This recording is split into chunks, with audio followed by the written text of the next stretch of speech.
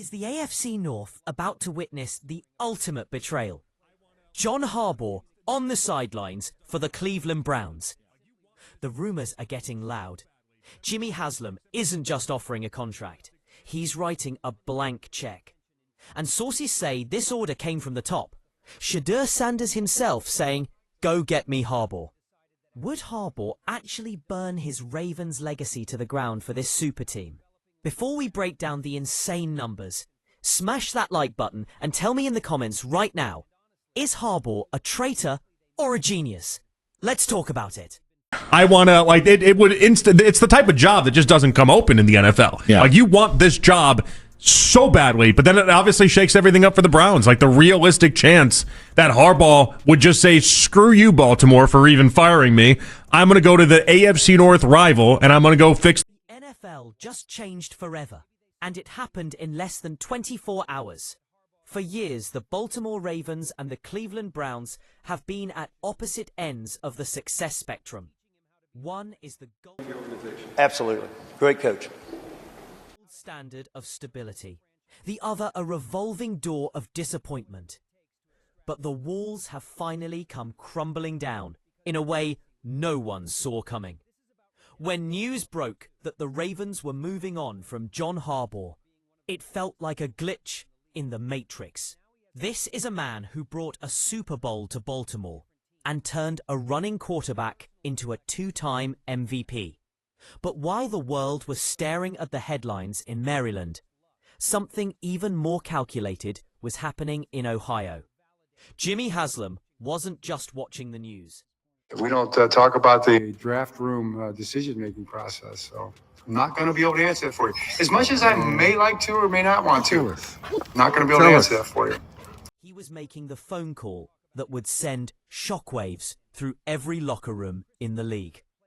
The timing of these firings is almost too perfect to be legal. Kevin Stefanski was out in Cleveland just one day before Harbaugh was let go in Baltimore. In the high-stakes world of professional football, there are no coincidences, only coordinated strikes. Behind the scenes, the whispers are getting louder that this wasn't a sudden decision, but a pre-planned heist.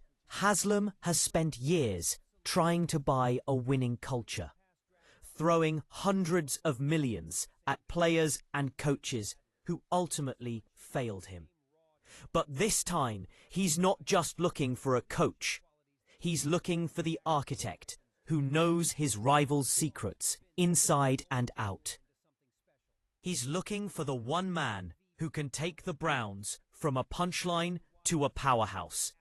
But to understand why this is happening now, we have to look at the rot that started forming inside the Ravens facility months ago. Every great dynasty eventually faces a breaking point, and for Baltimore, that point was a rainy Sunday against the Steelers. It wasn't just a loss on the scoreboard, it was a total collapse of the relationship between the head coach and his star player. Sources close to the locker room are now revealing that the tension between Harbaugh and Lamar Jackson had reached a fever pitch. There were disagreements on the sidelines, heated debates over play calling, and a feeling that the Harbaugh era had simply run out of gas. When you've been in one place for over a decade, your voice starts to fade, and it seems Lamar was ready for a new melody. But the real spark that lit the fuse wasn't even on the Ravens roster. It was a young quarterback in Colorado who goes by the name Shedeur. During the last draft cycle, Harbaugh became obsessed with the idea of bringing Shedeur Sanders to Baltimore. He saw the poise, the accuracy, and that unmistakable Sanders swagger.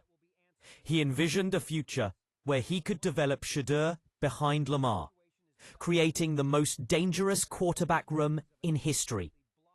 But management wouldn't budge. They didn't want the Coach Prime circus in their building, and they certainly didn't want to spend high draft capital on a backup. This rejection left a bitter taste in Harbaugh's mouth. He felt his vision was being clouded by people in suits who were too afraid to take a risk. And while Harbaugh was fighting with his front office, Shedeur was making moves of his own. The phone call between John Harbaugh and Deion Sanders is already becoming the stuff of legend. Harbaugh wanted Shedeur, but the Sanders camp had one condition. He doesn't play second fiddle. Shedeur has been raised to be the lead actor, not a supporting character. He didn't want to sit behind Lamar Jackson for 3 years, waiting for a chance that might never come. He wanted a franchise that would hand him the keys on day one. When the Ravens management refused to guarantee a path to the starting job, the deal died on the vine. This failure to secure his hand-picked successor was the beginning of the end for Harbaugh in Baltimore. He knew he couldn't build his next act there, and that's exactly when Jimmy Haslam saw his opening. Now, imagine the pitch Haslam made to Harbaugh just hours after he became a free agent. It wasn't just about the money, though the numbers being discussed are reportedly astronomical. It was about total, unfiltered control. In Cleveland, Harbaugh wouldn't have to ask permission to draft the players he wants. Haslam is essentially giving him a blank check and the first-round pick needed to bring Shedeur Sanders to the Browns. This is the ultimate screw you to the Ravens organization. Harbaugh has the chance to take the very player his old team rejected and use him to dominate them twice a year. It's a revenge plot that feels like it was written for a movie. But the reality is much more dangerous for the rest of the AFC North.